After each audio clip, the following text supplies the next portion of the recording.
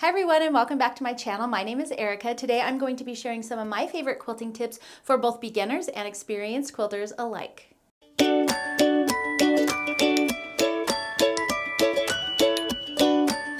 So I've been meaning to film this video for quite a long time. I've been gathering all of my favorite quilting tips over the years, and I wanted to be able to share them with you. There are things that I wish I knew as a beginner, but they are also things that I still use now that I've been quilting for a while, so I thought maybe they would help some of you out as well. Before we get started, I want to let you know that I have prepared a PDF printout of everything I'm going to be talking about today. It's got colored pictures, it's got all of the information and all kinds of goodies, probably a little bit more than what I'm going to be talking about today. So if you're interested in getting a printout version of all of these tips, that will be linked in the description below the video as well. My first tip for new quilters especially, but even seasoned quilters, is just to give yourself a little bit of grace. Quilting should be fun unless you're entering your quilt into some sort of competition. If it's going to a family member or you're just making something for yourself, just enjoy the process and don't get hung up so much on being perfect.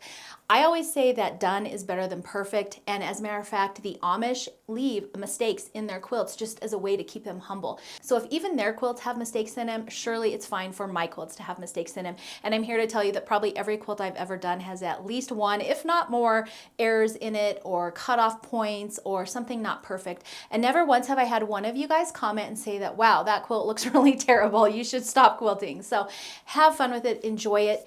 As you go, you'll get better, obviously, just like anything. So I'm always aiming to do the best that I can, but I've never so hard on myself that I just don't finish the project.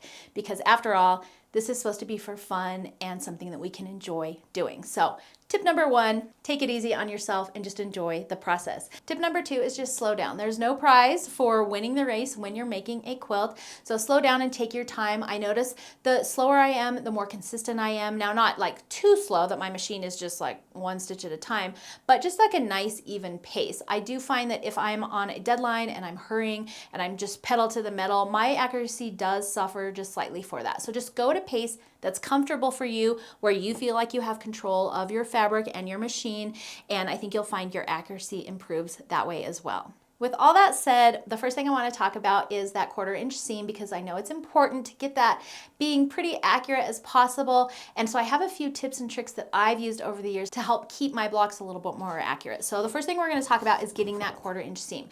Now you've probably all seen the diagonal seam tape that I have on my sewing machine. That stuff was a game changer for me. It's like a washi tape, and all you do is you line up the red line on your tape with your needle, and then there's a black line on either side that's a 1/4 inch away from that center line. And that's perfect. It saves you from having to draw the diagonal lines on your pieces. It also helps you sew a 1/4 inch away from something. So I have a whole video on how to use that diagonal seam tape here on YouTube, and that will be linked below this video as well. So head over and check that out. But I love it. It's probably one of my favorite ways to help me help myself keep a 1/4 inch seam. Another little tip I've used is if you take a piece of paper and draw a line 1/4 inch away from the edge of that paper, you can put that paper under your machine, poke your needle down so it's going straight through that line you've drawn, and just make sure that line is straight coming out from your machine. And then you can place a piece of masking tape or washi tape there, and that will also give you a 1/4 inch guide. So when you're running your fabric through your machine, you can just run it right along that tape. So I don't know if you've ever gotten an old machine. I have a couple old Singers, and they all have a sticky bit right on the faceplate where I know those ladies were putting masking tape on that machine to help them keep a 1/4 inch seam. The next tip, obviously, you could get a 1/4 inch foot for your machine. That helps out quite a bit as well. There are markings on those feet that tell you a 1/4 inch away from like an end when you hit it. The foot itself is a 1/4 inch wide. Some of them even have like a little guide that kind of comes down off the foot that you run your fabric right through. So having a 1/4 inch foot on your machine is also very helpful. Another accessory I used to use before I started using my diagonal seam tape was called Clearly Perfect Angles. It's basically like a clear cling that clings to the bed of your machine, and you actually cut out the area where your feed dogs are, and then just it like clings to your machine, and then you have all of those lines. And that's great for if you want more options than what the diagonal seam tape can offer you, because it's got all these diagonal lines, it's got your center line, your quarter lines, and so there's a lot of other options with that. I actually don't use that as much much anymore because I find my diagonal seam tape is pretty good for anything that I need to do. But if you're someone who needs more angles and things like that, that might also be something that would be helpful for you. There's also rulers out there that are acrylic rulers, and they have holes in them that are at different seam lengths, and you can actually put your needle down through that hole, straighten it out on your machine, and then they have like a little other thing that clings to your machine that's a guide, so you can actually move it to whatever seam allowance that you need. So there's a lot of different little gadgets out there to help you get that 1/4 inch seam. My main one is my diagonal seam tape, a 1/4 inch foot, and then just practice and go a little bit slower so that I'm being more cognizant of keeping that 1/4 inch seam. So those are just a few tips. I actually do have a whole video on 1/4 inch seam in my Quilting 101 e-course. If you haven't taken that yet, it's a simple patchwork quilt, covers everything you need to know as a beginner, and it does have a bonus 1/4 inch seam video in there that shows all those little gadgets and all the tips and things that I do to keep my seams accurate. The next tip I have is to help give yourself a head start. So before I've even started, I actually have found the beauty of pre-starching your fabric. I haven't done this before until probably within the last like couple of years I finally started doing this, and it is such a game changer. I don't know why. I think I was afraid of doing that because I'd heard starch attracts bugs, and I just was like, it seemed like an extra step and I just didn't want to deal. But the first quilt where I took all my kit, starched the whole thing, pressed it all, and then when I started cutting and sewing, it was like a total game changer. Starching, if you don't know, I'm sure you do, but it does take your fabric that is previously stretchy and easily distorted and just really gives it some structure so that as you're sewing with it, it doesn't distort, it doesn't stretch, it just holds its shape a lot better. It will shrink your fabric just slightly. Make sure that before you start, you have enough fabric to starch as well. You could possibly find yourself a little short with this method, but that's something you can figure out before you get started. But it is a total game changer to pre-starch your fabric. Now, sometimes when I'm in a hurry and I don't have time to pre-starch, or if I'm working with small pieces or pre-cuts, I don't pre-starch like 5x5 squares or jelly roll strips. That just seems like such a hassle to me. But what I will do is I will spray it with some Mary Ellen's Best Press. So before I cut anything, I'll just sit there and spray it and press it. I have a whole video on how to starch your fabric and how to use Mary Ellen's Best Press. I will link both of those videos below this for you as well, and you can choose whichever works best for you.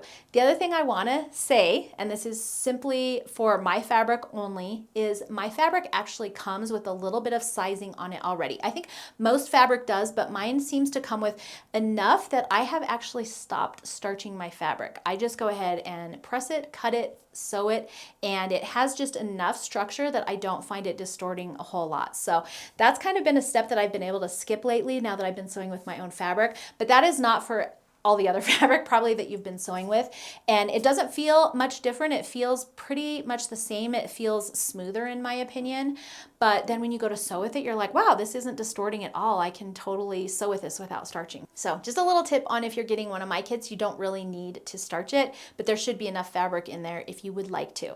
But like I said, I have a whole video on both of those processes here on YouTube, so definitely check that out. I will link videos for everything that I'm talking about today in the description box below this video. The second thing is, now that your fabric is all starched, cutting accurately. And my tips for cutting accurately are a good cutting mat, a sharp rotary blade. Make sure you change those blades out frequently. I know we can all be a little bit procrastinating on changing those blades out. I don't know why, for whatever reason. I mean, they can be a little pricey, but every time I change my blade, I think, why did I wait so long to change my blade? If you find yourself having to put pressure on your rotary trimmer to get that fabric cut, or if you cut and there's little bits that it missed, it's time to change your blade, guys. If you are cutting with a dull blade like that, you'll actually ruin your cutting mat because it's pressing those fibers down into your cutting mat, and it can't do the self-healing thing if it's got all those fibers stuck down in it. You can wash that cutting mat and try and help it out that way. You can scrape it out with rulers. Sometimes I'll just take a ruler and just scrape all the fuzzes out of my cutting mat, so that just kind of helps it out a little bit. But really just changing that rotary blade is what's going to help you out the most. And then the third thing would be having a good accurate ruler. I actually cut using the lines on my ruler, not the lines on my cutting mat, unless I'm cutting something bigger than my ruler. Otherwise, I just stick to the lines on my ruler, and I like to use the Creative Grids rulers. They're super easy to read. The lines are nice and thin. It's really easy to see what you're cutting. I know some of the other rulers have thicker lines, and when I first started quilting, I was like, is the fabric supposed to be on the outside of the line, the inside of the line, or am I trying to put it in the middle? Like, what's happening here? And it can really make a difference over the course of a whole quilt. So having a nice quality quilting ruler that has easy to read lines, nice thin lines is key in my opinion. So matte, rotary trimmer with a fresh blade, and a good, clear, easy to read ruler are my top tips for cutting. I also have a whole video on how to cut your fabric here on YouTube. My next tip is to trim as you go. If you've seen any of my videos here on YouTube, the Sew With Me videos, any of my tutorials, you've probably seen me trimming my pieces up as I go. So as I sew, every time I sew some sort of a unit together, I trim it back up to the size it was intentioned to be in the beginning. That way, as I'm putting that piece with this next piece, they're both accurate, and so I know when I sew those two together, they're accurate. I will trim that piece again and then keep moving on to each step. So I trim in between every step for the most part, depending on the pattern and how it's put together. And then of course, when I'm done with my finished block, I always trim up that finished block. And it might seem like it takes a little bit more time, but if your pieces are accurate as you're going, your ending block will be more accurate. And then if that block is more accurate, your entire quilt will be more accurate. And even just a little bit, say you're 1/8 of an inch off over 8 blocks put together, that's a whole inch that you could potentially be off by the time you sew everything together, and then you're like, what happened?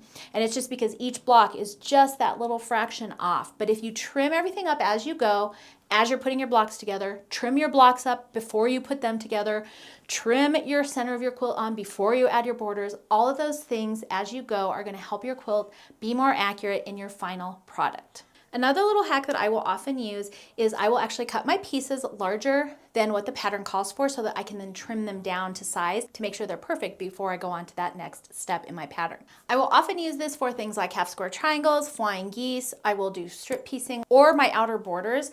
Anywhere that makes sense for me to cut my pieces a little bit larger, sew them together, and then trim them down, I will do. And I did just do a video here on half square triangles on YouTube. I have one on flying geese coming up soon, and I have a PDF download there where it has actual cutting and wiggle room cutting. And I always do the wiggle room cuttings. That way, even if my sewing's a little bit wonky, my finished blocks aren't. The next thing I love to do is chain piece, chain press, and chain cut. Chain piecing simply means that you are sewing a piece, you add another piece, sew, and you just keep sewing, but you don't cut the little threads in between the pieces. So you're just making one big long chain of pieces. You've probably already heard of chain piecing, but I like to take it a couple steps further. I also chain press and chain cut. So I will chain piece all of those pieces. I'll take them to my ironing board. I will press them all together. Then I will take them over to my cutting board and still in that chain, line them all up with my ruler and just trim them all off at one time. And then I can go back through and cut all those little pieces apart. That saves me a lot of time. Chain piecing saves on thread usage, so that also saves you a little bit of money, but really what it saves is on time. So I actually do that method whenever I can just to help speed up my process. The next tip I have, and I started doing this a little while ago, it took me a minute to figure this out, because I was following other people's patterns and I just did it in order of the pattern.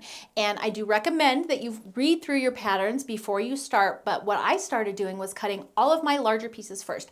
So all of my borders first, my sashing, but anything where I want to be able to cut a hole with the fabric piece, I cut all of those longer strips first. Sometimes I will even put my borders together first so they're done, and then I will set those aside. That way I can use whatever background fabric I have left for all of my blocks, and I don't have to worry about if I'm going to have enough left to cut with the fabric pieces from. So while I do try and be careful with my cutting, you know, it inevitably ends up where you have a certain amount where you still have enough fabric left, but you might end up finding yourself in a position where you have to piece those borders.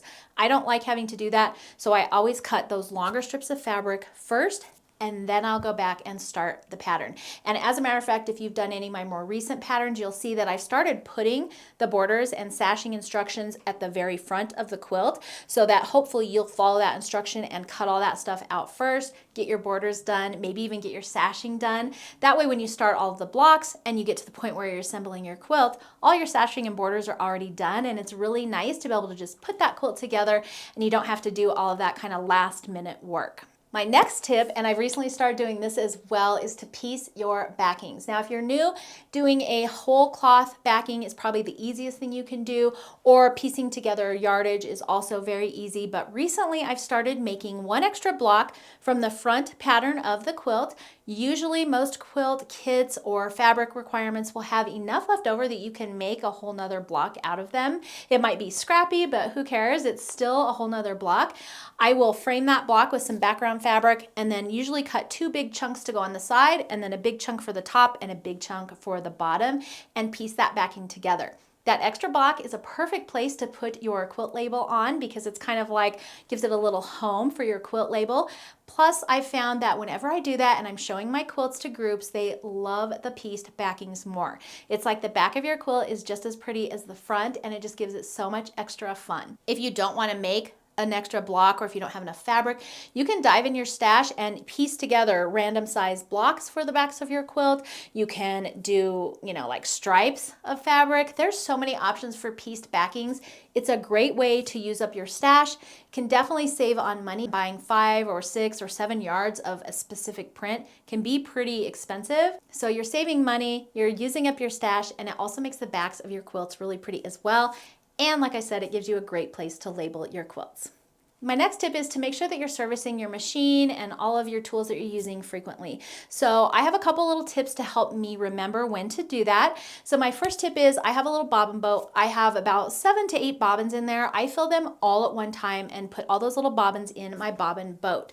Once I've gone through each bobbin, so every time I end one bobbin, I will do a quick clean of my machine. So I'll just open up where the bobbin goes, just get any of the gunk out that I can see right there. I don't do any deep diving in there. I just do a really quick clean out.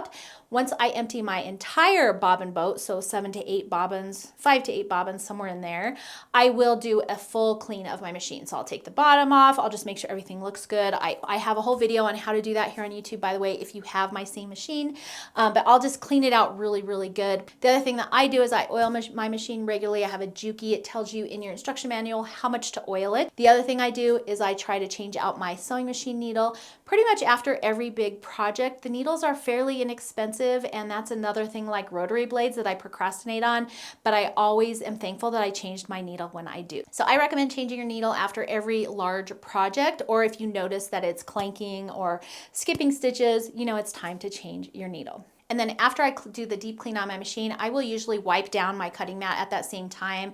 So that's after about 5 or 8 bobbins or so. I'll just get a nice damp towel, wipe down my cutting mat, just make sure it's cleaned off so I'm not getting my fabric dirty, and also scrape out any bits of fabric that might have gotten pressed down in there from me not changing my rotary blade.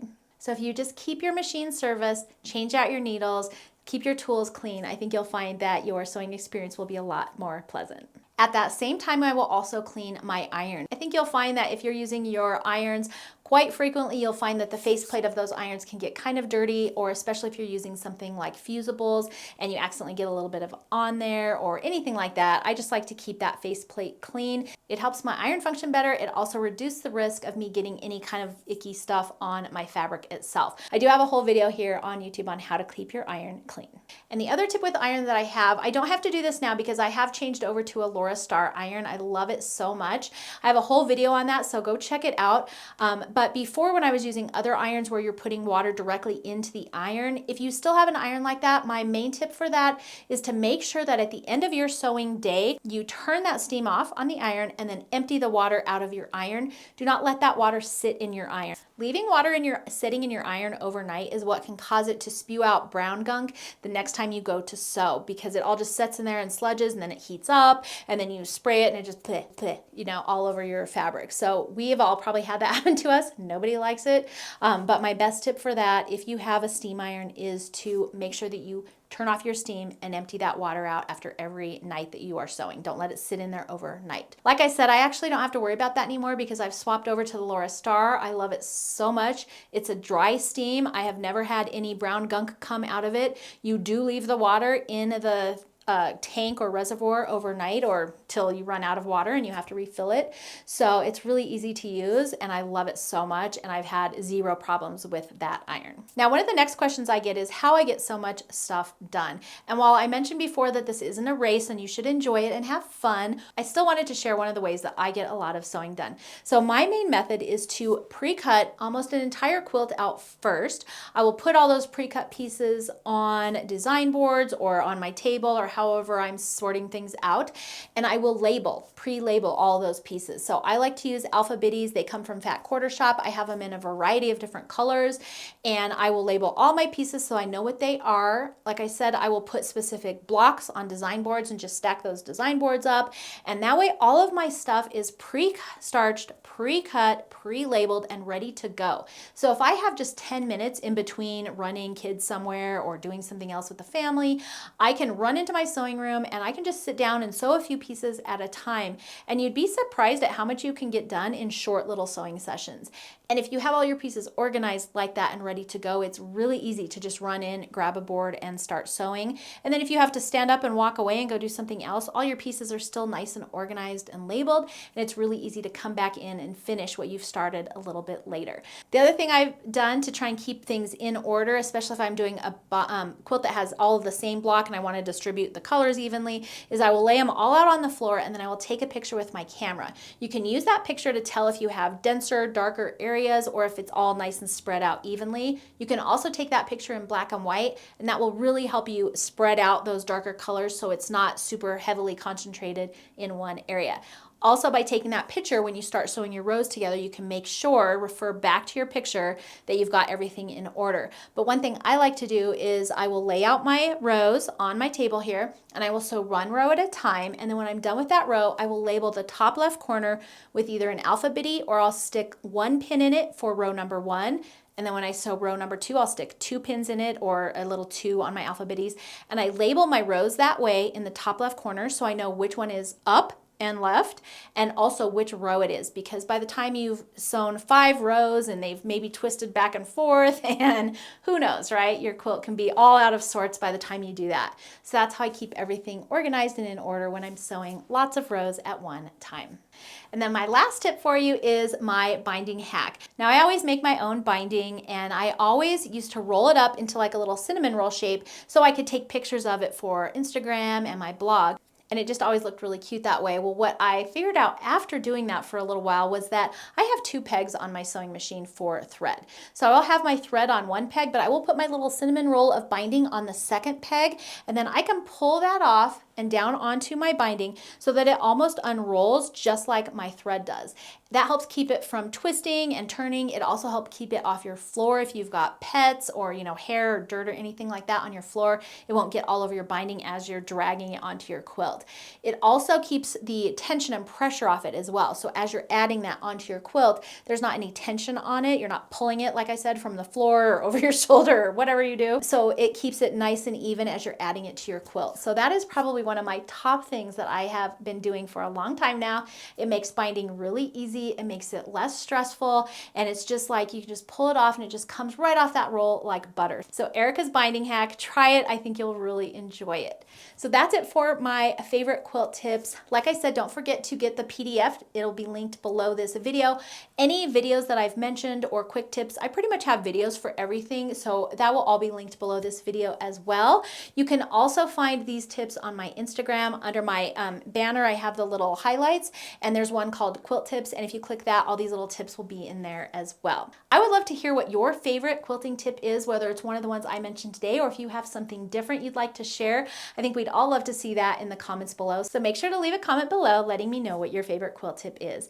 Thank you so much for joining me for today's video. I hope you enjoyed it and learned something new. If you did, please make sure to thumbs up and subscribe to my channel. You can also hit that notification bell so you don't miss out on any upcoming fun. Thanks for joining me today, and I will see you in the next video. Hi everyone, welcome back to my channel. My name is Erica. Today I'm going to be sharing you. We're going to have to wait a minute because there is a trash truck outside and he's loud. I am drinking a grande iced matcha with oat milk. My first tip for new quilters especially, and even seasoned quilters, Tip number 2 is just slow down. There's not really a prize for racing to the finish. Also, sometimes it's not as much fun now unless you like going fast. I don't know, is it?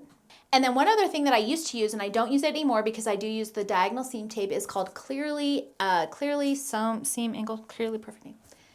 Clearly Perfect Angle. I'm in the middle of filming. What do you need, buddy? That is not, you need different shoes on. That's what I said. Yeah, don't wear that. Please don't wear that. They're two different blues. You can't. It's the blues are clashing. Oh my gosh. Well, put them, your sock, okay. They're pickleballing. She's got matching socks, paddle, wrist guard. Pickleball's life, Mom. Mm-hmm. All right, sorry, interruption from the kids. Okay, so that even if my sewing is a little bit wonky, my finished blocks aren't. Is there a party happening out there? What's going on? Thank you so much for joining me for today's video. If you enjoyed it, please make sure to thumbs up and subscribe. You can also hit the